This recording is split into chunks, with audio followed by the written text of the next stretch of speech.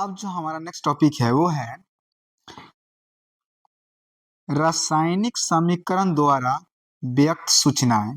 यानी कि एक रासायनिक समीकरण से हमें क्या क्या सूचना मिलती है, क्या क्या जानकारियां मिलती हैं।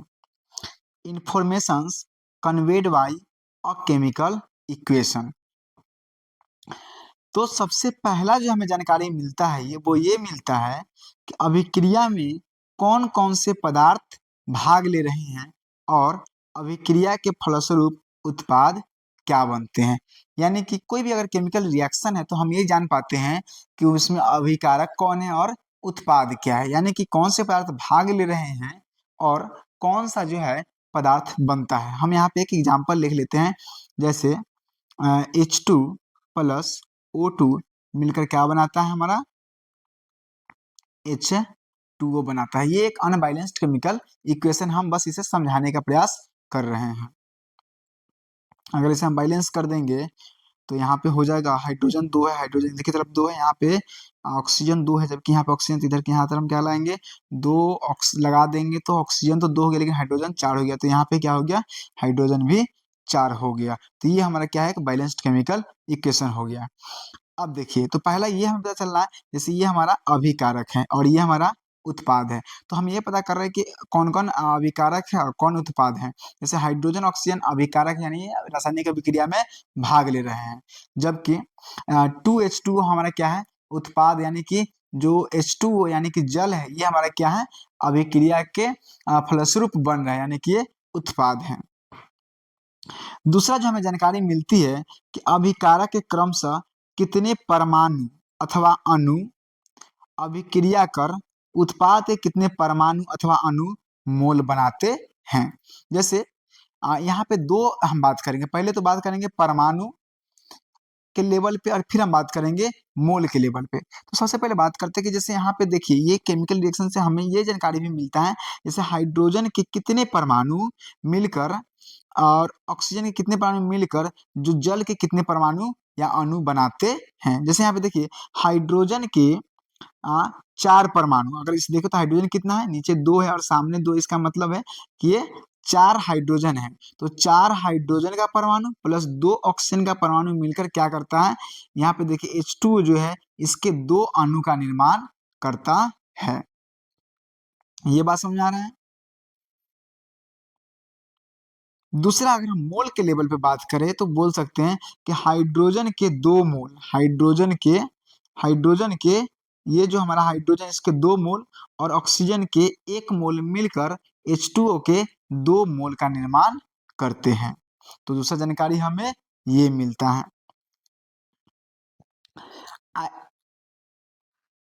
आयतन के विचार से अभिकारक का कितना आयतन संयोग कर उत्पाद का कितना आयतन बनाता है, इसके लेवल पे बात कर सकते हैं। हम आयतन के लेवल पे भी बात कर सकते हैं। जैसे यहाँ पे अगर बात वॉल्यूम की बात करें तो जैसे बोल सकते हैं कि 2 लीटर हाइड्रोजन और 1 लीटर ऑक्सीजन मिलकर क्या करता है 2 लीटर H2O का निर्माण करता है। तो ये हम वॉल्यूम के लेवल पे बात कर लिए, ठीक है। तो ये जानकारी हमें मिलता है।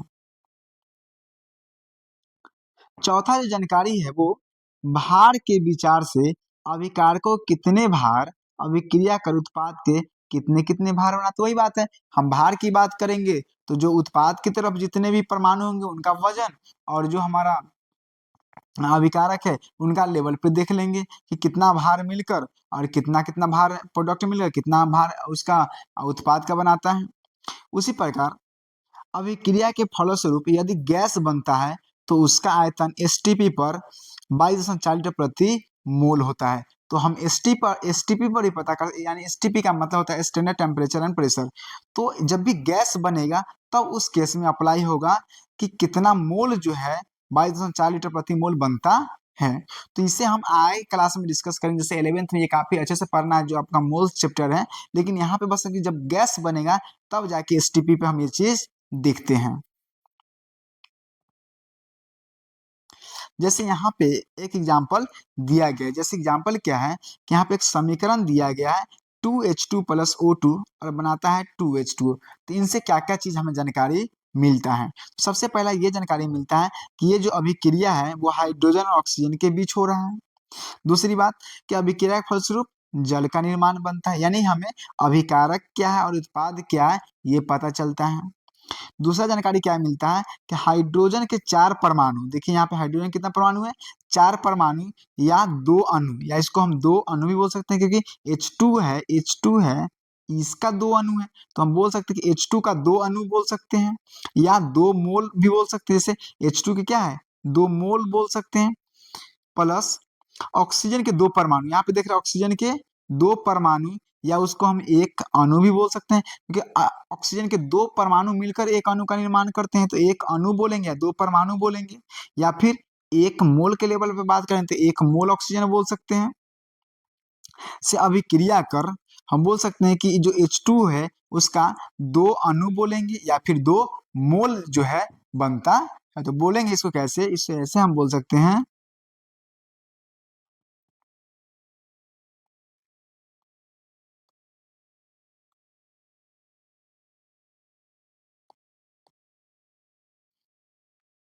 इसे हम बोलेंगे कि 2 मोल हाइड्रोजन 1 मोल ऑक्सीजन से अभिक्रिया करके 2 मोल H2 यानी कि जल का निर्माण करता है। मोल के लेवल पे बात करेंगे तब हम ये बोलेंगे। अगर परमाणु के लेवल पे बात करेंगे तो क्या बोलेंगे कि 4 परमाणु हाइड्रोजन के और 2 परमाणु ऑक्सीजन के मिलकर जो H2O के 2 अणु का निर्माण करते हैं। ठीक है, तो ये है। तीसरी बात जो हमें मिलता है जानकारी वो है आयतन के विचार से हम बात करें तो 2 आयतन हाइड्रोजन, यहाँ पे हाइड्रोजन की बात करें तो हाइड्रोजन कितना है 2 आयतन हाइड्रोजन का और 1 आयतन ऑक्सीजन का, यहाँ पे देख रहे हैं इसके सामने कितना है 1, कुछ नहीं है तो 1 होगा, तो 1 आयतन ऑक्सीजन का संयोग करके H2O जो है वो उसका 2 आयतन जो है किसका H2O का यानी कि जल का बनाता है।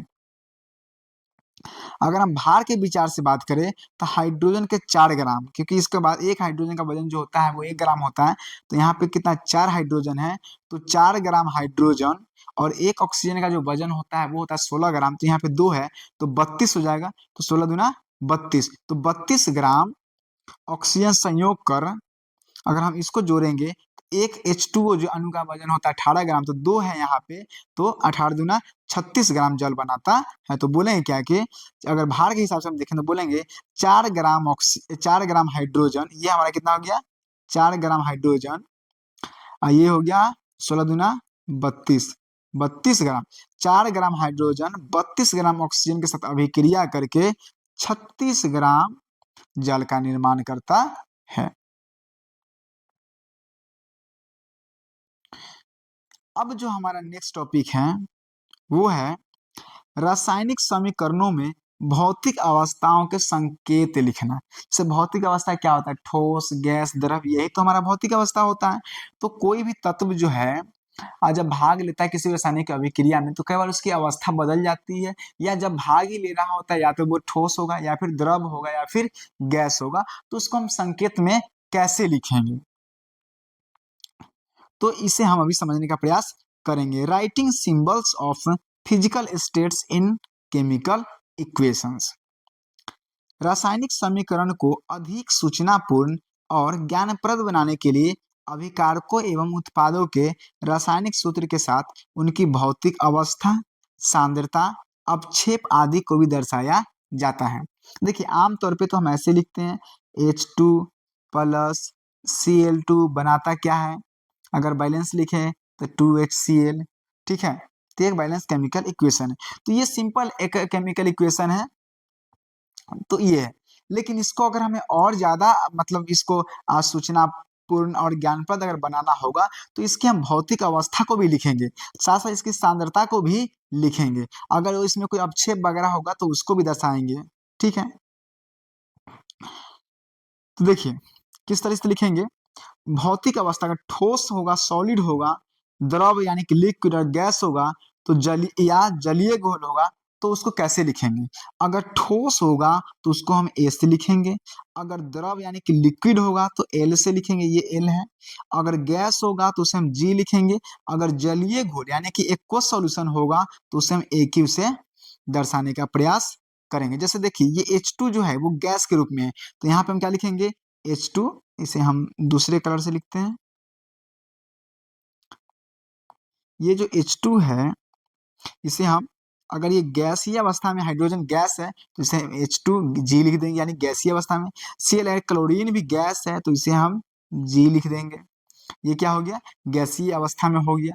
HCl यानी कि हाइड्रोक्लोरिक एसिड है, देखिए ये भी गैसीय अवस्था में होगा तो हम G से लिखेंगे।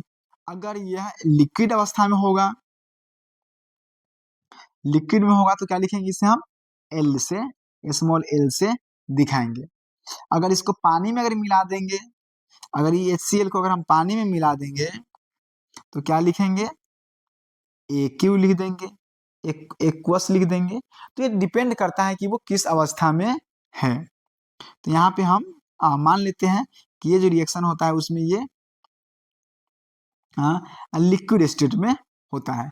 ये सिर्फ आपकी जानकारी के लिए है, बाकी जो रियल अवस्था है वो चेंज हो सकता है। यानी मेरा कहने का बस इतना ही मतलब है कि कोई भी रासायनिक अगर अभिक्रिया हो रहा है और उसमें अगर हमें भौतिक अवस्था दिखाना है तो जो ठोस होगा उसके लिए हम स्मॉल s लिखेंगे, अगर द्रव होगा तो हम L लिखेंगे, गैस होगा तो हम G लिखेंगे, अगर जलीय घोल होगा तो हम क्या लिखेंगे, AQ लिखेंगे। इसका हम अगर फुल फॉर्म देखें कि S क्यों लिखते हैं, एक्चुअली S से होता है सॉलिड, L से होता है लिक्विड, G से होता है गैस और AQ का मतलब होता है एक्वस। एक्वस, ठीक है, यानी कि एक्वस सॉल्यूशन होता है। तो जब भी कोई अगर अवस्था दिखाना हो इन केस, तो हम ठोस के लिए S लिखेंगे, द्रव के लिए L लिखेंगे, गैस के लिए G लिखेंगे और जलीय घोल होगा तो AQ लिखेंगे। या किसी रिएक्शन में अगर इस तरह से दिया गया, S दिया गया तो हम उसे ठोस अवस्था मानेंगे, L अगर कहीं दिख रहा है तो हम उसे द्रव अवस्था मानेंगे, और गैस दिख रहा है तो उसे हम G दिख रहा है तो उसे हम गैसीय अवस्था मानेंगे, AQ दिख रहा है तो हम मानेंगे कि वो एक्वस सॉल्यूशन है, वो पानी में घोला गया है। H2OG, यहाँ पे देखिए G का मतलब क्या है, का अर्थ जल का उपयोग भाप के रूप में किया गया है। अगर कहीं देखिए पानी तो जो होता है वो लिक्विड भी होता है, और H2O जो होता है वो भाप के रूप में भी होता है। तो कहीं भी H2OG लिख रहा है तो इसका मतलब हम मानेंगे कि ये कौन सी है, ये भाप की अवस्था में, यानी पानी जो है गैसियस फॉर्म में है। तो जब पानी जब गैस के फॉर्म में होता है तो भाप ही कहलाता है, और H2O जो होता है उसे हम जल के रूप में कहते हैं। और H2O अगर कहीं सॉलिड दिया हुआ है तो उसे हम बर्फ के रूप में मानेंगे, क्योंकि है तो सब पानी ही, बस उसकी अवस्था बदल रहा है। तो इस चीज का आप ध्यान रखेंगे। तो H2OG का अर्थ है जल का उपयोग भाप के रूप में किया गया है। प्राय हर रासायनिक समीकरण में भौतिक अवस्था को नहीं लिखा जाता है जब तक कि यह आवश्यक नहीं है। देखिए आमतौर पे जो ये SL या G है या फिर AQ है, ये नहीं लिखा जाता है, लेकिन जब जरूरत हो तो उसकी भौतिक अवस्था को दिखाना पड़ता है। अब देखिए सांद्रता को रासायनिक सूत्र के पहले तनु यानी कि डाइल्यूट, तनु का मतलब समझ रहे हैं कि जहां पे क्या हो कि जो हमारा सॉल्यूट होता है, ठीक है, वो बहुत कम होता है, और जो हमारा सॉल्वेंट होता है वो ज्यादा होता है। जैसे अगर बात करें कि एक चीनी है, ठीक है, और चीनी को हम 1 लीटर पानी में डाल रहे हैं, ठीक है, मतलब चीनी मान लीजिए कि 100 ग्राम चीनी है, उसको 1 लीटर पानी में डाल रहे हैं, और है कि आधा किलो चीनी जो है उसको हम 1 लीटर पानी में डाल रहे हैं। तो जिसमें चीनी कम है वो हमारा कहलाएगा तनु, ठीक है, क्योंकि पानी तो हम 1 ही लीटर ले रहे हैं, लेकिन चीनी की मात्रा हम कम और ज्यादा कर रहे हैं। तो जिसमें चीनी कम होगा उसको हम बोलेंगे तनु यानी कि डाइल्यूट बोलेंगे, और जिसमें चीनी की मात्रा उतना ही पानी में ज्यादा है उसे हम लिखेंगे कॉन्सेंट्रेटेड। तो इस चीज को आप समझिए कि तनु क्या होता है और सांद्र क्या होता है। तो जब तनु होगा तो उसे हम DIL यानी डाइल्यूट को शॉर्ट में लिखेंगे DIL, यानी वो तनु है। अगर सांद्र होगा तो उसे हम लिखेंगे कॉन्सेंट्रेटेड, उसको हम शॉर्ट में लिखेंगे CONC। तो जब भी कोई सांद्रता को दिखाना पड़े तो तनु के लिए हम DIL लिखेंगे, और सांद्र के लिए हम कॉन्क लिखेंगे यानी CONC लिखेंगे। ये डाइल्यूट का शॉर्ट फॉर्म है और ये कॉन्सेंट्रेटेड का शॉर्ट फॉर्म है। यहाँ पे कुछ एग्जांपल दिया गया उसे आप डिकोड करते हैं। जैसे यहाँ पे देखिए जिंक के सामने S लिखा हुआ है, यानी कि जो जिंक है वो क्या है, सॉलिड स्टेट में, ठोस अवस्था में है। दूसरा यहाँ पे देखिए लिखा हुआ है तनु H2SO4 AQ। तनु H2SO4 का मतलब है कि H2SO4 कैसा है, तो वो डाइल्यूट है। तो यहाँ पे DIL भी लिखा जा सकता है। DiL भी लिखा जा सकता है, यहाँ पे हिंदी में तनु लिख दिया है। H2 इसमें है सल्फ्यूरिक एसिड, और AQ का मतलब एक्वस है, पानी में घोला गया है। फिर देखते हैं यहाँ पे लिखा हुआ है ZnSO4AQ यानी एक्वस। तो जो जिंक सल्फेट है वो क्या है हमारा, एक्वस है, पानी में घोला गया है। और H2 मतलब गैस, हाइड्रोजन गैस के फॉर्म में है। दूसरा एग्जाम्पल यहाँ पे देख रहे हैं NaOHAQ, यानी जो NaOH है, यानी जो हमारा नाइट्रम हाइड्रोक्साइड है, यानी सोडियम हाइड्रोक्साइड इसको बोलेंगे, नाइट्रियम हाइड्रोक्साइड भी बोल सकते हैं, सोडियम हाइड्रोक्साइड भी बोल सकते हैं। तो ये एक्वस में है, यानी कि जल में घोला गया है। फिर क्या लिखा हुआ है, तनु HCl, यानी कि ये जो हमारा हाइड्रोक्लोरिक एसिड है वो कैसा है, तनु है, डाइल्यूट है, यानी कि ज्यादा जो हमारा HCl है वो काफी कम मात्रा में है, ज्यादा पानी में घोला हुआ है।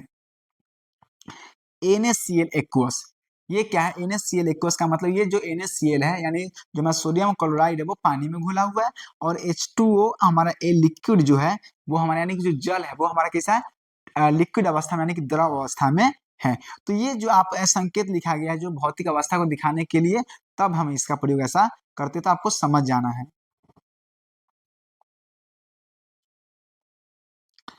अपक्षेप को रासायनिक सूत्र के बाद नीचे की ओर तीर चिन्ह देकर दर्शाया जाता है। तो देखिए, जब भी किसी रासायनिक अभिक्रिया में अपक्षेप का निर्माण होता है तो यहाँ पे देखिए नीचे की तरफ तीर देकर दर्शाया जाता है। जैसे यहाँ पे BaSO4 ये अपक्षेप बना है, तो ये नीचे की तरफ जो है तीर दिया गया है। रिएक्शन क्या है, Na2SO4AQ, यानी ये एक्वस से पानी में घोला गया है। BaCl2AQ, यानी ये भी जो हमारा बेरियम क्लोराइड है ये भी एक्वस है, यानी इसको ही पानी में घोला गया है। BaSO4, यानी बेरियम सल्फेट जो है वो सॉलिड है, वो ठोस अवस्था में। नीचे की तीर का मतलब है कि अपक्षेप बना है, ठीक है, यानी जल में अगर कोई रिएक्शन हो रहा है तो वो नीचे की तरफ बैठ गया है। और साथ में है 2NaCl एक्वस, यानी जो सोडियम क्लोराइड है ये भी कैसा है, जलीय घोल है। तो जब भी नीचे की तरफ तीर है, इसका मतलब ये समझिए कि ये क्या है, ये हमारा अवक्षेप है। ये क्या हमारा अवक्षेप बना, जब भी अवक्षेप होगा तो वो नीचे की तरफ तीर से दिखाया जाता है। आवश्यक शर्तों को तीर के निशान के ऊपर या नीचे लिखकर दर्शाया जाता है। ये काफी यहाँ पे फेमस रिएक्शन दिया गया है, जिससे हम प्रकाश संश्लेषण का रिएक्शन करते हैं। जैसे है 6CO2 प्लस 12H2O, यानी 6CO2 मतलब कार्बन डाइऑक्साइड प्लस जल है। और ये जो रिएक्शन होने के लिए क्या चाहिए, प्रकाश और क्लोरोफिल का होना जरूरी है, ये आवश्यक शर्त है। तो इसे हम क्या करेंगे, तीर के ऊपर और नीचे हम इसे लिख सकते हैं, ऊपर भी लिख सकते हैं, नीचे भी लिख सकते हैं, जो भी आवश्यक है, क्योंकि ये रिएक्शन बिना प्रकाश संश्लेषण, बिना प्रकाश यानी बिना लाइट और बिना क्लोरोफिल के संभव नहीं है। तो ये कंडीशन होना जरूरी है। तो इसको हम तीर के ऊपर या नीचे लिखेंगे। और यह क्या बना, ग्लूकोज बना, C6H12O6 ग्लूकोज बना, साथ में यहाँ पे ऑक्सीजन गैस बना। देखिए, जब गैस बनता है तो हम ऊपर की तरफ तीर देते हैं, अब छेप बनता है तो नीचे की तरफ तीर देते हैं, तीर का निशान, और गैस बनता है तो ऊपर की तरफ। तो आप इसे याद रखिएगा कि जब भी अपक्षेप का निर्माण होगा, अपक्षेप का निर्माण होगा तो तीर जो होगा नीचे की तरफ होगा, जबकि गैस का निर्माण जब भी होगा तो तीर जो होगा वो ऊपर की तरफ होगा। और जब भी आवश्यक शर्त होगा तो वो तीर के हम ऊपर नीचे लिखते हैं। नेक्स्ट जो जानकारी हमें मिलता है वो क्या है कि उष्मा क्षेपी को समीकरण के अंत में प्लस उष्मा अथवा ऊर्जा और उष्मा शोषी को माइनस उष्मा अथवा ऊर्जा लिखकर दर्शाया जाता है। यानी कोई भी अगर रासायनिक अभिक्रिया है, अगर वो उष्मा क्षेपी है, मतलब उष्मा उसमें बन रहा है, तो उसमें क्या लिखेंगे, प्लस उष्मा या ऊर्जा लिखेंगे। अगर उष्मा शोषी यानी उसमें उष्मा का यूज हो रहा है, उसमें उष्मा बन नहीं रहा है, उस रिएक्शन को करवाने के लिए हमें अलग से हीट देना पड़ता है, अलग से हमें गर्मी देना पड़ता है, उष्मा देना पड़ता है, तो उसे हम लिखेंगे माइनस उष्मा ऊर्जा। क्या लिखेंगे, माइनस उष्मा अथवा ऊर्जा, ये चीज लिखेंगे। तो जब भी प्लस उष्मा रहेगा तो याद रखिएगा आप, ये क्या होगा, उष्मा क्षेपी होगा। उष्मा क्या होगा, क्षेपी होगा। अगर कहीं माइनस उष्मा ऊर्जा लिखा रहे तो क्या होगा, उष्मा शोषी होगा, उष्मा शोषी होगा। ये आपको ध्यान रखना है कि अगर कोई भी समीकरण के अंत में अगर प्लस उष्मा लिखा हुआ है तो यानी वो उष्मा क्षेपी अभिक्रिया है, अगर माइनस उष्मा लिखा हुआ है तो उसमें उष्मा शोषी रासायनिक अभिक्रिया है। एक होता है हमारा उत्क्रमणीय अभिक्रिया। उत्क्रमणीय अभिक्रिया क्या मतलब होता है कि जैसे ये प्रोडक्ट है, ये हमारा एक रिएक्शन है N2 + 3H2 बनाता है 2NH3। तो इसका मतलब कि ये हमारा जो अभिकारक है ये प्रोडक्ट में चेंज होगा और ये प्रोडक्ट जो है फिर दोबारा जो है हमारा जो रिएक्टेंट में चेंज हो सकता है, यानी ये दोनों इधर से जा सकता है और ये चीज इधर भी जा सकता है। यानी N2 + H2 जो मिलके NH3 बना देगा, फिर NH3 टूटकर जो हमारा N2 + 3H2 बना देगा, यानी ये दोनों डायरेक्शन में रिएक्शन होता है। तो इसे हम बोलते हैं उत्क्रमणीय अभिक्रिया। यानी उत्पाद से अभिकारक बन सकता है तो अभिकारक से उत्पाद भी बन सकता है, यानी दोनों डायरेक्शन में रिएक्शन हो सकता है, तो इसे हम बोलते हैं उत्क्रमणीय अभिक्रिया। इसके लिए दोनों ओर का चिन्ह दिया जाता है। तो जब भी आपको ये दोनों तरफ का चिन्ह दिखाई दे तो आप क्या समझेंगे कि ये प्रोडक्ट भी रिएक्टेंट में चेंज है, यानी जो उत्पाद है वो हमारा अभिकारक में बदल जाएगा और ये अभिकारक भी उत्पाद में बदल जाएगा। ये दोनों तरफ जो हमारा बैकवर्ड और फॉरवर्ड दोनों टाइम में रिएक्शन हो सकता है। ठीक है, तो इसके लिए हमें इस तीर का ध्यान देना है। अब जो हमारा नेक्स्ट टॉपिक है वो है रासायनिक अभिक्रियाओं के प्रकार, टाइप्स ऑफ केमिकल रिएक्शन। इसे हम नेक्स्ट वीडियो में डिस्कस करेंगे।